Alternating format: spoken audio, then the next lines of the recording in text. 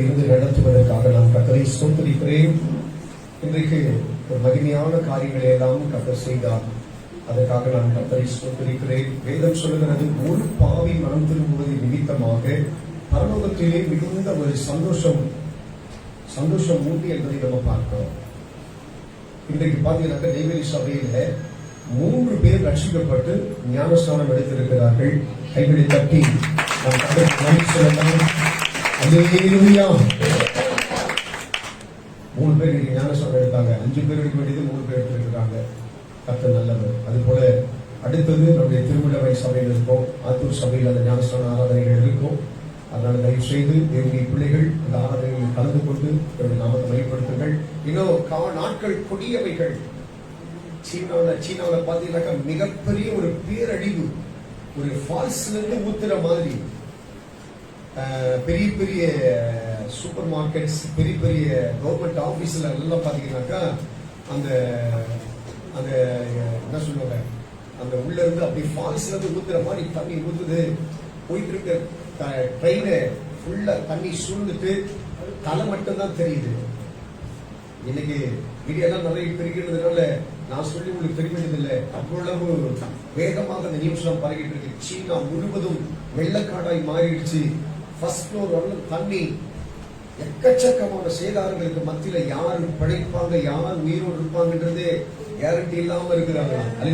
என்ன கண்டுபிடிப்புகள், எவ்வளவு பெரிய ஆராய்ச்சியாளர்கள், எவ்வளவு விஞ்ஞானங்கள் வளர்ந்தாலும் கர்த்தருடைய கோபத்திற்கு முன்னாடி யாராலையும் அணை போட முடியாது. அப்படியே அமெரிக்கா சைடு போய் பாத்தீங்கன்னாக்கா அங்க அதை விட பெரிய ஒரு பேரழிவு, அதை விட ஒரு வேதனை, அந்த இடத்தை வேதனைப்படுத்தி துக்கப்படுத்திட்டு இருக்காங்க. பெரிய மரண சேதங்கள் எல்லாம் அது அப்படியே போயிட்டு சரி அங்கத்தானே நடக்குது சொல்லிட்டு நம்ம சைடு மகாராஷ்டிரா சைடு திரும்பி பார்த்தோம்னாக்கா எல்லாவற்றையும் விட அங்க மிஞ்சி போயிருது. நல்ல கவனியம் பார்க்கலாம்.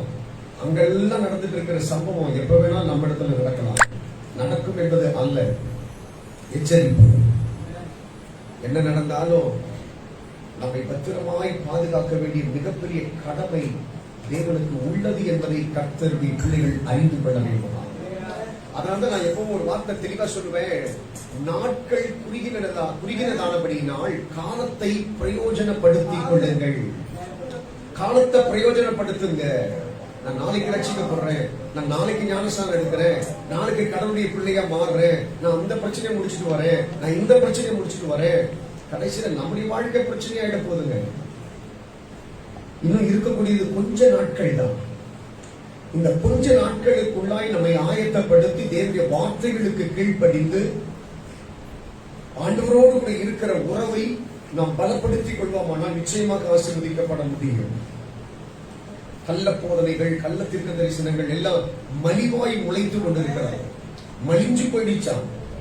இந்த சூழ்நிலையில ஆண்டுடைய வார்த்தையை தெளிவா கேட்டு அந்த வார்த்தைகளுக்கு கீழ்ப்படிந்து அந்த வார்த்தையை உள்ளடக்கி அந்த வார்த்தைக்கு நம்மை விட்டுக் கொடுக்கிற போது நிச்சயமா நம்மை கர்த்தர் ஆசீர்வதிப்பார்.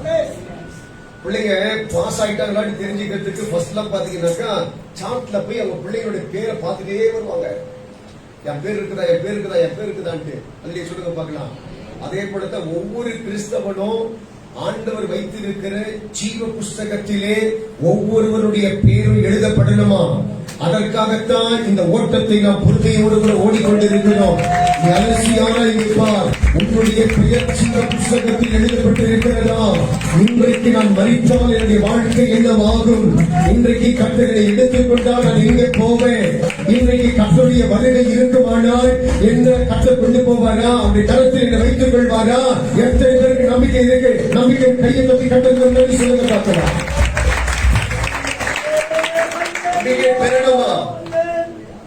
மனிதனுடைய வாழ்க்கை நிதானமும் கிடையாது.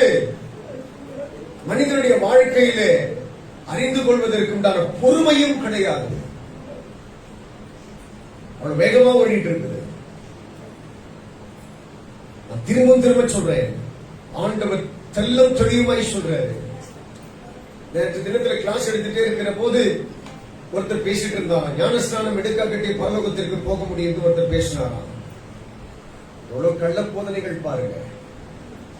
ஆண்டவரு லூக்கா மூலமாகவோ பேதுரு மூலமாகவோ யோவான் மூலமாகவோ கர்த்தர் பேசலங்க. யோவான் எழுதின சுவிசேஷம் 3ஆம் அதிகாரத்துல 5வது வசனத்துல தெல்லம் தெளிவாய் கர்த்தர் பேசினார். ஒருவன் ஆவியினாலும் ஜலத்தினாலும் பிறவாவிட்டால் அவன் பரலோக ராஜ்யத்திலே பிரவேசிக்க மாட்டான் என்று சொல்லி மெய்யாகவே மெய்யாகவே நான் உங்களுக்கு சொல்லுகிறேன். இதற்கு இணையான இதற்கு மறு வார்த்தை வேற எங்கே கிடையாது.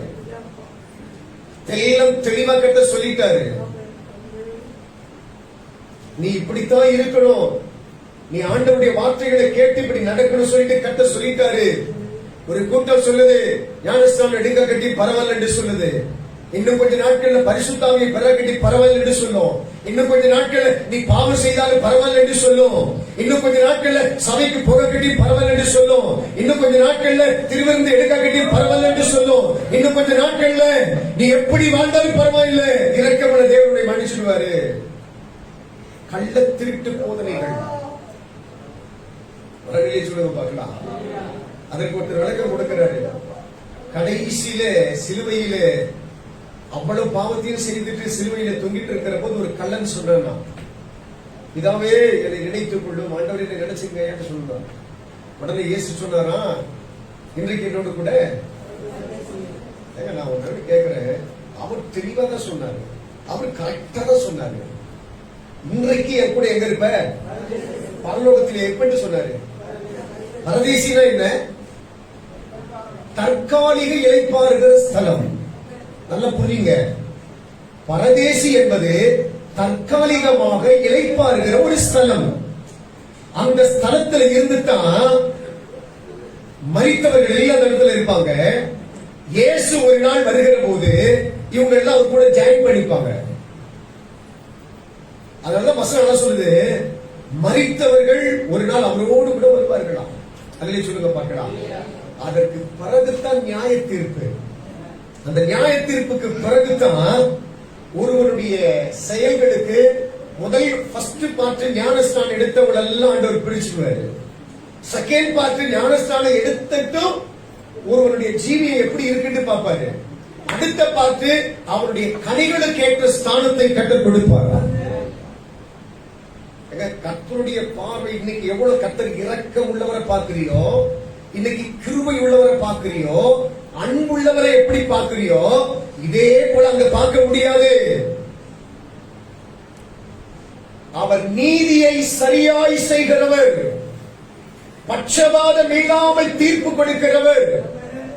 உனக்கு கொடுக்கப்பட்ட இந்த ஸ்தலத்திலே கர்த்தருடைய வார்த்தைகளுக்கு பயந்து ஆண்டவர் உனக்கு சொல்லக்கூடியவைகளை கவனமாய் கேட்டு உன் தேவனாகிய கர்த்தருக்கு அடிபணிந்து வாழ்வதற்கு உன்னை நீ விட்டுக் கொடுத்தால் என் ஆண்டவர் கொடுக்கக்கூடிய கனமான வாழ்க்கைக்குள்ளே நீ கடந்து போகிறதற்கு என் தேவன் உனக்கு கிருபை செய்வார். இன்றைக்கு கொடுக்கப்பட்ட நாட்களை விரயம் செய்துவிட்டு இன்னும் இருக்கக்கூடிய கொஞ்ச நாட்களுக்குள்ளே நீ பரிசுத்தப்படுத்திக் கொள்ளுகிறேன் என்கிற கனவோடு கூட வாழ்ந்து கொண்டிருப்பாயானால் உன்னுடைய வாழ்க்கை என்றைக்கு முடியும் என்று உனக்கு அறியாததினாலே ஒரு நாள் அது தீமைக்கு நேராக கடந்து செல்லுமா? அல்லேலூயா, அல்லேலூயா. ஞானஸ்நானம் எடுக்கிறீங்களா பிரதர்? இருக்கட்டும் பாஸ்டர், பரவாயில்ல பாஸ்டர், இன்னும் கொஞ்ச நாள் போட்டோம். ஹலோ, ஞானஸ்நானம் எடுக்காம நிறைய பேர் இருக்கிறீங்க. இன்னும் ஆனால் நேரம், அமாவாசை, பௌர்ணமி இதெல்லாம் பார்த்துதான் ஞானஸ்நானம் எடுத்து நிறைய பேர் காத்துட்டு இருக்கிறீங்க. நான் என் மனசுல பட்டதை சொல்றேன். நல்லா புரியுங்க. உங்க ஊழியக்காரனை குறிச்சு உங்களுக்கு நல்லா தெரியும். யாருக்கும் மனசுடி பாடுறவங்க கிடையாது. என் இருதயத்துல கர்த்தர் என்ன பேசுகிறாரோ அதை உங்ககிட்ட நான் சொல்லிட்டே இருக்கிறேன், ஒழித்துக் கொண்டே இருக்கிறேன். அதை கேட்டு அதற்கு கீழ்ப்படிய வேண்டியது வேலை, உங்களுக்குரிய வேலை. யோசிச்சு பாருங்க. என்ன திடீர்னு ஆண்டவர் வந்துட்டாரு. எனக்கு 100% நம்பிக்கை இருக்கு, என்ன விட்டுற மாட்டாருன்றது. என்ன தூக்கிட்டு போறாரு, என்ன கூட்டிட்டு போறாரு. நல்லா புரிஞ்சுங்க. அந்த காட்சியை பாருங்க. அப்படியே ஒரு இமேஜினா கொண்டு வரல. என்ன தூக்கிட்டு போறாரு. என்ன தூக்கிட்டு போறப்போ என் கண்ணு எங்க பாக்கணும்? மேல பாக்காது. என் கண்ணு எங்க பாக்கணும்? கீழே பார்க்கும். எத்தனை பேரு இருக்கிறாங்கன்றது என் கண்ணு பார்த்துட்டே இருக்கும். அப்ப திடீர்னு நம்ம சபையிலேயே சரி, ஐயா ஐயா ஐயா என்ன விட்டுறாதீங்க, எனக்கு தெரியலையா, முன்னாடி உட்கார்ந்து இருந்தனே அல்லது பின்னாடி உட்கார்ந்து இருந்தனே, கதவுல சாஞ்சிட்டு இருந்தனே, கூப்பிடுறீங்க, நான் என்ன பண்ணுவேன்னு நினைக்கிறீங்க? என்ன பண்ணுவேன்? என் மனசுல உன்னை கூட்டிட்டு போன ஒரு ஆசை இருக்கும். ஆனா எனக்கு அனுமதி கிடையாது. உன்னை கூட்டிட்டு பரலோகத்துல சேர்க்கணுன்ற ஆசை எனக்கு இருக்கும். ஆனா உன் கையை பிடிச்சு தூக்கிறதுக்கு எனக்கு அனுமதி கிடையாது. எனக்கு கொடுக்கப்பட்ட வேலையை மாத்திரம் நான் செய்யணும். ஆனா எனக்குள்ள வேதனை இருக்கும். தம்பி, எத்தனை முறை நான் சொன்னேன்? அம்மா, எத்தனை முறை நான் சொன்னேன்? சொல்லுங்க பார்க்கலாம். எத்தனை முறை சொன்னேன்? வாசிப்பா. நண்பா மனம் திரும்பு, ஓ மனிதா மனம் திரும்பு. நண்பா மனம் திரும்பு, ஓ மனிதா மனம் திரும்பு. நீ செத்து வச்ச பாவத்தை சிலுவையை கண்டு நண்பா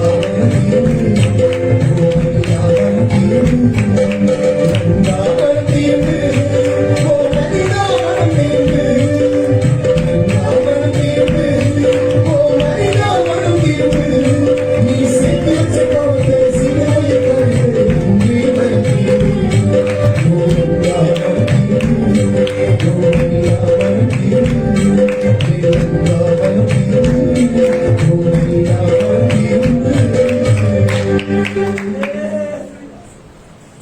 நம்ம சேர்த்து வச்சிருக்கிற பாவத்தை எங்க கொண்டு போய் கழுவணுமா?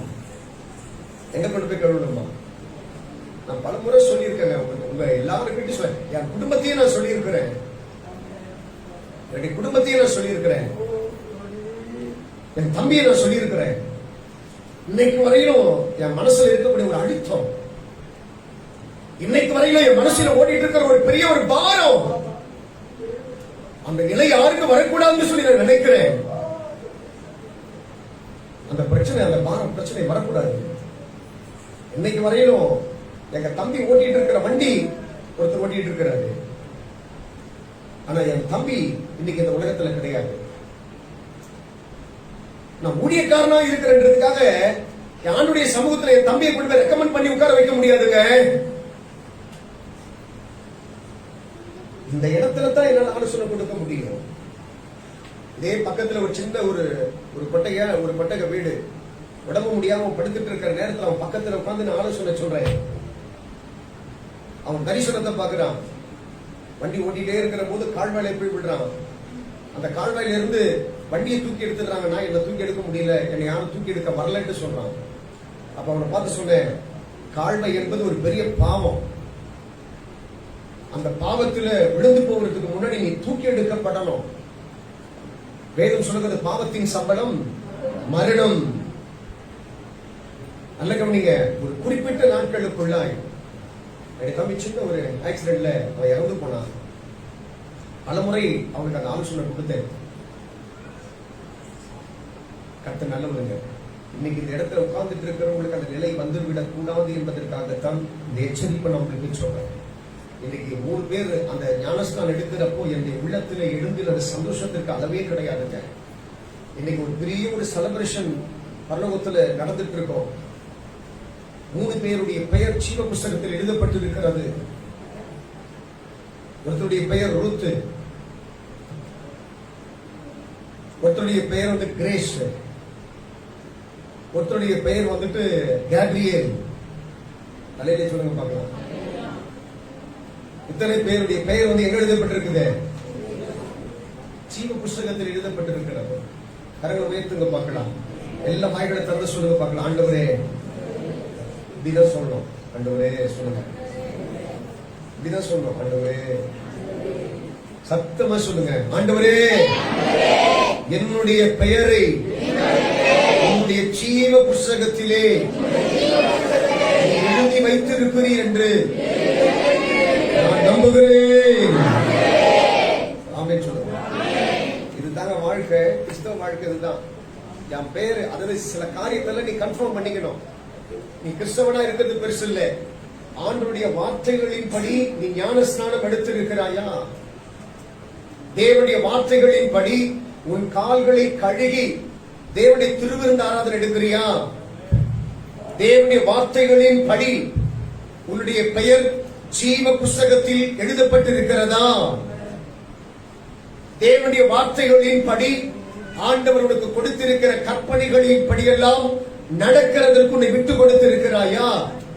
இதையெல்லாம் நிதானித்து பார்க்கணுமா? பிரச்சனைகள் வருகிற போது, பாடுகள் வருகிற போது, வேதனைகள் வருகிற போது, ஆண்டவரே என்னை ரட்சியும் என்று சொல்லக்கூடாதா?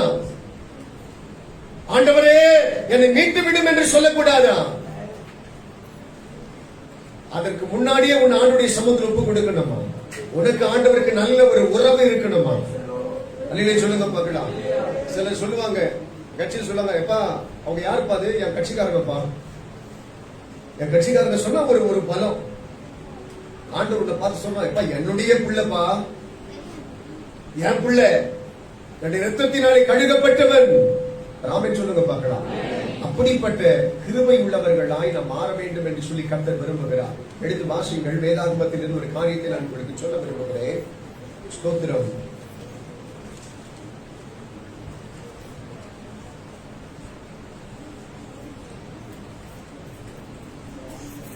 ரெண்டு நாளாகமத்தின் புஸ்தகம் 6ஆம் அதிகாரத்திலே 40வது வசனத்தை வாசிங்க பார்க்கலாம். ரெண்டு நாளாகமத்திலே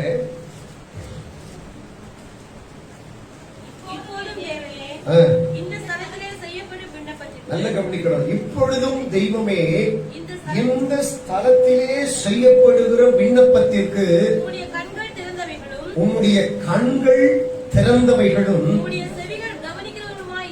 ஆமே, நல்ல கவனிக்க பார்க்கலாம். இந்த ஆன்லைன்ல இந்த வீடியோ பார்த்துட்டு இருக்கிற கர்த்தருடைய பிள்ளைகளுக்கு கூட நான் அன்பாய் சொல்லுகிற ஒரு வேண்டுதல், எப்பவுமே இதே போல ஆன்லைன்ல நம்ம பார்த்துட்டே காலத்தை கணக்குன்னு சொல்லி நினைக்க கூடாது. கர்த்தருடைய சமூகத்திலே வந்து உட்கார்ந்தா தான், ஆண்டவருடைய பிரசன்னத்திலே, ஆண்டவருடைய வேலைக்குள்ளே, ஆண்டவர் கொடுத்திருக்கிற கூடாரத்திற்குள்ளே நான் வந்து அமர்ந்தால் மாத்திரம்தான் கர்த்தருடைய கண்கள் என்னை கூர்ந்து கவனிக்க ஆரம்பிக்கும். கர்த்தருடைய செவிகள் என்னுடைய வார்த்தைகளை கூர்ந்து கவனிக்க ஆரம்பிக்கும். எனக்காக கர்த்தர் வைத்திருக்கிற அந்த பேழைக்குள்ளே எனக்கு ஒரு இடம் இருக்குமானால், எனக்கு கர்த்தர் வைத்திருக்கிற அந்த பேழைக்குள்ளே எனக்கு ஒரு ஸ்தலம் இருக்குமானால், என்னை கூர்ந்து கவனிக்கிற என் தேவன் இருப்பார். என் வார்த்தைகளை கவனிக்கிற என் ராஜா இருப்பார். நான் எந்த காரியத்திற்காக புலம்பி, எந்த காரியத்திலே மாறுதல் வேண்டும், எந்த காரியத்திலே என் பிரச்சனைகளுக்கு ஒரு மாற்றம் வேண்டும் என்று சொல்லி நினைக்கிறேனோ, அந்த காரியத்திற்கு என் தேவனுடைய கரத்திலிருந்து பெரிய ஒரு விடுதலையை என் தேவனாகிய கர்த்தர் அவருடைய சபையில கொடுப்பாரா? ஆமென் சொல்லுங்க பார்க்கலாம். அல்லேலூயா சொல்லுங்க பார்க்கலாம். அல்லேலூயா, அல்லேலூயா, அல்லேலூயா. எனக்கு தெரிந்த ஒரு குடும்பம், அந்த தாய்க்கு 3 பெண் பிள்ளைகள். அவருடைய கணவன் பயங்கரமா குடிக்கக்கூடிய ஒரு மனிதன். அந்த தாய் அந்த 3 பிள்ளைகளையும் வளர்ப்பதற்கு மிகவும் கடுமையாக போராடக்கூடியவன். ஆரம்ப நாட்களிலே ரட்சிக்கப்பட்டு கர்த்தரோடு கூட இருக்கிறார். அந்த அம்மனுடைய மனசுல என்ன கேட்டீங்கன்னாக்கா, எங்க வீட்டுக்காரர் இந்த குடிக்கு செலவு பண்ணக்கூடிய பணம் இருந்தனாக்கா என் பிள்ளைகளுக்கு ஒரு நல்ல காரியம் செய்திருப்பனே அப்படி சொல்லி அந்த அம்மா எப்பவும் ஜெபம் பண்ணுவாங்கதான். ஒரு நாள் கர்த்தருடைய வார்த்தை வருகிறது. ரட்சிக்கப்பட்ட நீ பரலோகத்திற்குள்ளே கடந்து போகிற போது ரட்சிக்கப்படாத உன் கணவனை குறித்து நீ சிந்தித்தாயா என்று சொல்லி கர்த்தருடைய வார்த்தை வருகிற போது, அந்த தாய் முழங்காலிலே நின்று ஆண்டவருடைய சமூகத்திலே அழ ஆரம்பித்தாளாம். இதனால் வரையிலும் ஏதோ ஒரு சுயநலத்திற்காக என் கணவனுடைய குடிப்பழக்கம் மாறினால் போதும் என்று சொல்லி நினைச்சேன். ஆனா இப்போ இந்த நிமிஷத்துல தேவனுடைய சமூகத்தில் இருந்து சொல்றேன், என் கணவனுடைய குடிப்பழக்கம் மாறுவதற்கு என் கணவர் ஆண்டவருடைய சமூகத்திலே வரணுங்கிற ஒரு ஆசை இருக்கிறது. அவர் ரட்சிக்கப்படணும், அவர் ஆண்டவருடைய சமூகத்திலே ஆண்டவருக்கு பிரியமான பிள்ளையா மாறணும்.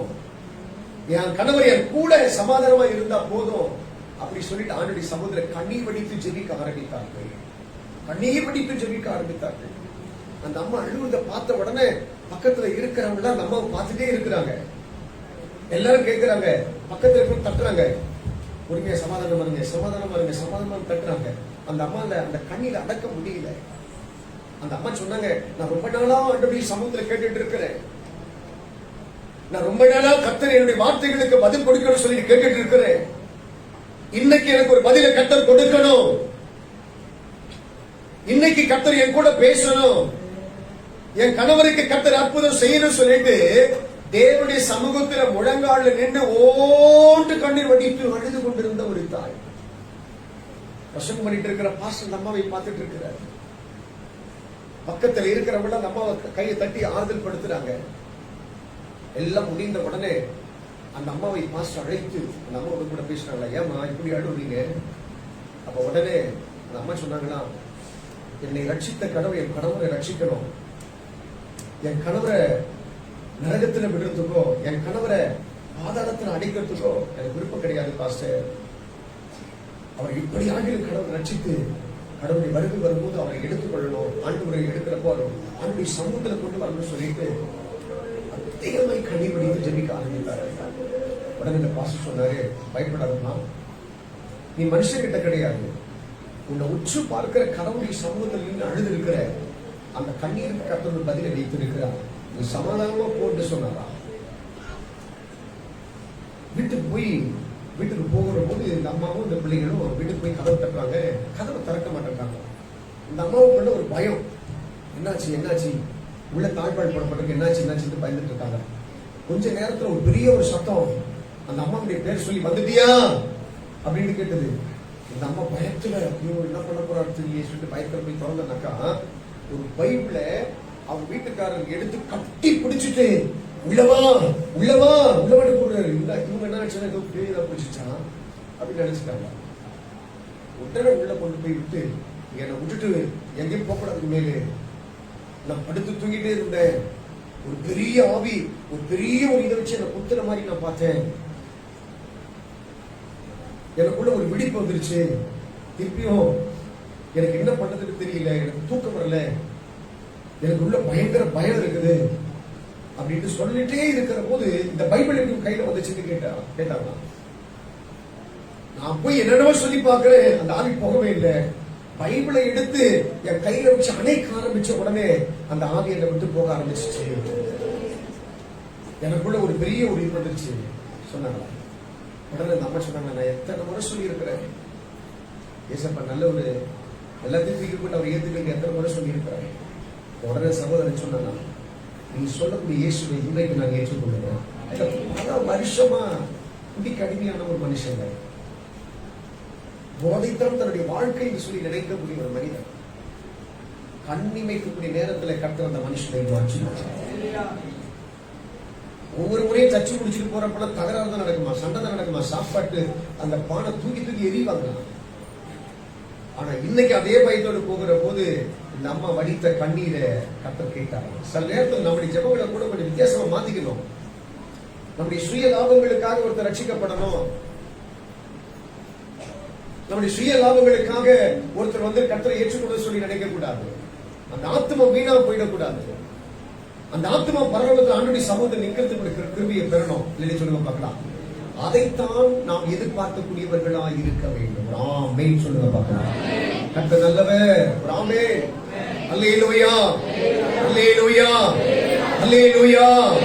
எனக்கு பிரியமான அன்பு கர்த்தருடைய பிள்ளை, இந்த வார்த்தை சொல்லுகிறது, நீங்கள் அமர்ந்திருக்கிற இந்த ஸ்தலத்திலே கர்த்தருடைய கண்கள் இந்த இடத்துல உட்கார்ந்துட்டு இருக்கிற ஒவ்வொரு தலையும் கூர்ந்து கவனித்துக் கொண்டிருக்கிறது.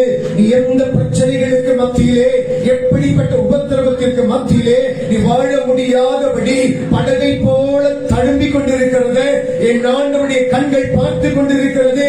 கர்த்தர் சொல்லுகிறார், பயப்படாதே, உன்னை கூர்ந்து கவனிக்கிற கண்கள் உன் கண்களில் இருந்து வடிகிற நீர்த்தாறுகளை துடைத்து உன்னை பலப்படுத்தி உனக்கு சகாயம் செய்ய போகிறது. நீ தைரியமாய் போ. எந்த சமூகத்திலே கர்த்தர் எனக்கு நியாயம் செய்வார், எந்த இடத்திலே கர்த்தர் என்னை நடத்துவார், எந்த இடத்திலே கர்த்தர் எனக்கு நீதி செய்வார், எந்த இடத்திலே கர்த்தர் எனக்காக பரிந்து பேசுவார், எந்த இடத்திலே கர்த்தர் எனக்கு துணையா இருப்பார் சொல்லி நினைக்கிறியோ அந்த இடத்துல தான் கர்த்தரை கொண்டு வந்திருக்கிறார். பயப்படாத, தேவனாகிய கர்த்தர் பெரிய காரியங்களை செய்வார். பக்கத்தில் இருக்கிறவங்கள பார்த்து சொல்லுங்க பார்க்கலாம். எல்லாரும் பக்கத்தில் இருக்கவங்க கையை பிடிச்சு சொல்லுங்க பார்க்கலாம். நீங்க பயப்படாதீங்க, உங்களை உற்று பார்க்கிற ஆண்டவர் கிட்ட தான் இருக்கிறீங்க. உங்களுடைய பிரச்சனைகளை எல்லாம் பனியை போல கர்த்தர் கலை செய்வார். ஆமென் சொல்லுங்க பார்க்கலாம்.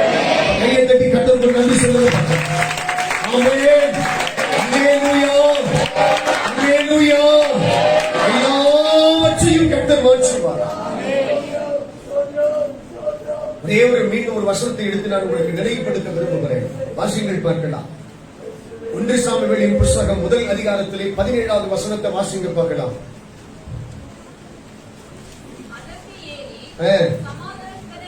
பிள்ளையில்லாத ஒரு பெண் எல்லா காரியங்களையும் செய்து முடித்த பிறகு எனக்கு கர்த்தர் ஒரு நன்மை செய்வாரா, என் வாழ்க்கையிலே கர்த்தர் ஒரு மாற்றத்தை உருவாக்குவாரா, மனிதனால், மருத்துவரால், மருத்துவமனைகளால் கூடாத காரியத்தை எனக்கு ஆண்டவர் செய்வாரா என்கிற ஏக்கத்தோடு கூட தேவனுடைய சமூகத்திலே கலந்து கொண்டு முழங்கால நின்று ஜெபிக்கிறார். ஆண்டவரே, உம்முடைய கரத்தில் இருந்து எனக்கு ஒரு ஒத்தாசை வேண்டும். ஆண்டவரே, நீர் எனக்கு ஒரு நன்மை செய்ய வேண்டும். என்னை புறம் தள்ளக்கூடிய, என்னை அவமானமாய் நினைக்கக்கூடிய, என்னை வேதனைப்படுத்தக்கூடிய, என்னை நெகிழ்ச்சியாய் பார்க்கக்கூடிய அத்தனை கண்களுக்கு முன்பதாக நீர் எனக்கு ஒரு ஆண் பிள்ளையை கொடுப்பீரானா? ஒரு ஆமென் சொல்லுங்க பார்க்கலாம். அவர் சொல்றா, நான் இப்படிப்பட்ட சூழ்நிலையிலே உமக்கு முன்பதாக வந்து முழங்கால் படிட்டு இருக்கிறேன். எனக்கு நீர் எனக்கு ஒரு நன்மை செய்யணும். ஆண்டவர்கிட்ட கேட்கிறா. ஆண்டுடைய சமூகத்துல வந்து கேட்கிறாங்க. அது மற்றவருடைய பார்வையிலே வேற வித்தியாசமா தெரியுது. ஆனா ஆண்டவருடைய பார்வையிலே பிரியமாய் கர்த்தர் ஏற்றுக்கொண்டாரா. அந்த நொறுங்குண்ட இருதயத்தோடு கூட கர்த்தருடைய சமூகத்திலே படைத்த அன்பு மகளை கர்த்தர் பிரியமாய் ஏற்றுக்கொண்டாரா. நான் இப்ப கூட உங்களுக்கு சொல்றேன், உங்களுடைய வாழ்க்கையில என்ன பிரச்சனை இருந்தாலும் சரிங்க, ஆண்டவருடைய சமூகத்தை தேடி ஓடி வந்து ஆண்டவருடைய சமூகத்தில் கொஞ்ச நேரம் ஜெபிப்பதற்கு கற்றுக்கொள்ளுங்கள். கர்த்தர் தான் எனக்கு பதில் கொடுக்கணும். ஆண்டவர் தான் எனக்கு வித்தியாசத்தை உருவாக்கணும். ஒரு குறிப்பிட்ட 3ஆவது மாதம் நினைக்கிறேன், 2வது மாதம் நினைக்கிறேன், ஸ்தோத்திரம், சபையார் எல்லாருமே சேர்ந்து 24 hours நம்ம ஜெபித்தோம். நல்ல கவனிங்க பார்க்கலாம். நம்முடைய ஜெபங்கள் எல்லாம் கர்த்தர் கேட்டார். ராமன் சொல்லுங்க பார்க்கலாம். சில நேரத்துல நமக்கு ஆண்டவர் கொண்டு போகக்கூடிய அந்த திட்டங்கள் நமக்கு தெரியாதுங்க. ஆனா கர்த்தர் பிறகு அதை வெளிப்படுத்தினார். நல்ல கவனிங்க பார்க்கலாம். ஒரு பெரிய ஒரு பேரழிவு வருகிறது. கொரோனா என்கிற ஒரு பொல்லாத ஒரு வைரஸ் வருகிறது. முன்பு போல் அல்லாமல் ஒரு பெரிய ஒரு மரண ஓலம் கேட்க போகிறது. அந்த மரண ஓலத்துல நீ மூழ்கி போயிடக்கூடாது சொல்லிட்டு, நல்ல கவனிக்க பாருங்க, மூழ்கி போயிடக்கூடாது சொல்லிட்டு கர்த்தர் என்ன பண்ணாரா, அப்படி சமூகத்துல உன்னை கொண்டு வந்து காத்திருந்து ஜெபிக்க வைத்து அந்த போராட்டத்திலிருந்து கர்த்தருடைய பத்திரமாய் பாதுகாத்தார். கர்த்தருடைய சமூகத்துல காத்திருக்கிற உனக்கு பொல்லாப்புகளில் இருந்து கர்த்தருடைய விலக்கி பாதுகாக்க நினைக்கிறார். ஜெபித்த எத்தனை பேருக்கு கர்த்தர் அப்படி கிருபையில ஒரு ஸ்தலத்தை கர்த்தர் கொடுத்தார். எத்தனை பேர் நம்புறீங்க? நாமே சொல்லுங்க பார்க்கலாம். அல்லேலூயா சொல்லுங்க பார்க்கலாம். கர்த்தருடைய சமூகத்திலே ஜெபிக்கிற நமக்கு ஒரு மேன்மையான ஒரு மாற்றத்தை கர்த்தர் வைத்திருக்கிறாரா. நீங்க ஆண்டவருடைய சமூகத்துல என்ன பிரச்சனை இருந்தாலும் சரிங்க, ஓடி வந்து யாருக்கிட்ட சொல்ல வேண்டிய அவசியம் கிடையாது. ஆண்டவருடைய சமூகத்துல ஏதாவது ஒரு ஸ்தானத்துல இருந்து கண்ணீர் மழ்க ஆண்டவருடைய சமூகத்தில் ஜெபித்து பாருங்க. ஜெபத்தை கேட்கிற தேவன் பெரிய காரியங்களை செய்வார். கண்ணீரை துடைப்பார். ராமன் சொல்லுங்க பார்க்கலாம்.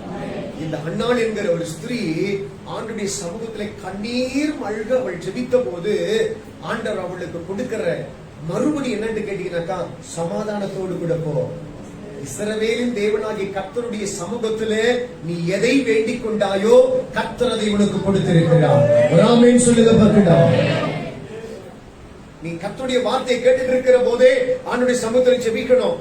ஆண்டவரே, அன்னாளை நினைத்தவர் என்னையும் நினைக்க மாட்டீரோ? அன்னாளுக்கு ஒரு நல்ல ஒரு ஆண் பிள்ளையை கொடுத்தவர் எனக்கு ஒரு ஆண் பிள்ளையை கொடுக்க மாட்டீரோ? அன்னாளை உயர்த்தினவர். அன்னாளுக்கு முன்னாடி ஆண்டவரே தலையை துளிக்கினவர்களுக்கு முன்பதாக அன்னாளை உயர்த்தினவர். என்னை உயர்த்த மாட்டீரோ, எனக்கு ஒரு உயர்வை கொடுக்க மாட்டீரோ, என்னை ஆசீர்வதிக்க மாட்டீரோ அப்படின்னு சத்தியத்தை கேட்கிற நேரத்தில் உள்ள ஆண்டவருடைய சமூகத்தில் பேசணும். நீ பேசுகிற போது அடுத்த வார்த்தை ஆண்டவர் சொல்லணும், நீ சமாதானத்தோடு கூட போ. உனக்கு கர்த்தர் பதில் கொடுக்க காத்திருக்கிறார். சொல்லுங்க பார்க்கலாம். பிரதர் ஏன் பிரதர் வரல? அது முக்கியமான ஒரு வேலை பாஸ்டர். ஞாயிற்றுக்கிழமை மட்டும் முடியும்னு சொல்லிட்டாங்க. நான் உடனே சொல்றேங்க, ஆண்டோடைய மறைவுல கொஞ்ச நேரம் உட்கார்ந்துட்டு அவருடைய வார்த்தையை கேட்டுட்டு போனீங்கன்னாக்கா உங்க வாழ்க்கையில எல்லாம் சமாதானமா தாங்க நடக்கும். வாழ்க்கையில ஒன்னும் குறை வராது. ஒருவேளை நீ எதிர்பார்த்து இருக்கிற வேலை நடக்காம இருக்கலாம், ஆனா கர்த்தரை தேடின உனக்கு பெரிய நன்மைகளை, பெரிய ஆசீர்வாதங்களை, பெரிய வேலைகளை கர்த்தர் கொண்டு வந்து சேர்ப்பதற்கு பெரியவராக. அப்படி சமூகத்தை விடாதீங்க, அப்படி சமூகத்தை தேடுறதை விடாதீங்க, ஆண்டவருடைய சமூகத்தை விரும்பக்கூடியதை விட்டுறாதீங்க. அதுல தான் பாக்கியத்தை கர்த்தர் வச்சிருக்கிறாரா? நான் திருப்பி உங்களை பார்த்து சொல்றேன், நீ எவ்வளவு தூரத்தில் இருந்து கர்த்தருடைய சமூகத்தை தேடி வருகிறாய் என்பதை யார் பார்க்கிறாங்களோ இல்லையோ, உன்னை கூர்ந்து கவனிக்கிற தேவன் பார்க்கிறார். அவருடைய ஆலயத்தை விரும்பி நாடி அவருடைய சமூகத்தில் நீ ஓடி வரக்கூடிய அந்த ஓட்டத்தை கர்த்தர் பார்க்கிறார். அவரோட பத்திரமா உன்னை வச்சிருப்பாரு, அவரோட பத்திரமா ஆசீர்வதிப்பாரு. என்கிட்ட கர்த்தர் சொன்னாரு, கிழக்கிலும் மேற்கிலும் வடக்கிலும் தெற்கிலும் அநேக ஜனங்களை நான் கூட்டி சேர்ப்பேன். இந்த ஆலயத்திலே நாட்டப்பட்டவர்கள் செழித்திருக்கிறத உன்னுடைய கண்கள் காணும் என்று சொல்லி கர்த்தர் சொன்னாரு. அந்த வார்த்தை நிறைவேற்றப்படுகிறது தான் இப்ப நான் பார்த்துட்டு இருக்கிறேன். அதிலே சொல்லுங்க பார்க்கலாம். எனக்கு பிரியமான அன்பு கர்த்தருடைய பிள்ளைகளே, ஆண்டவருடைய சமூகத்தை நாடுகிற உங்களுக்கு முதலாவது சமாதானத்தை கொடுக்கிறார். இரண்டாவது, நன்மைகளினால் திருப்தியாக போகிறீர்கள். மூன்றாவது, செழித்திருக்கக்கூடிய ஒரு செழிப்பை கர்த்தர் உங்களுக்கு கொடுக்க போகிறார்.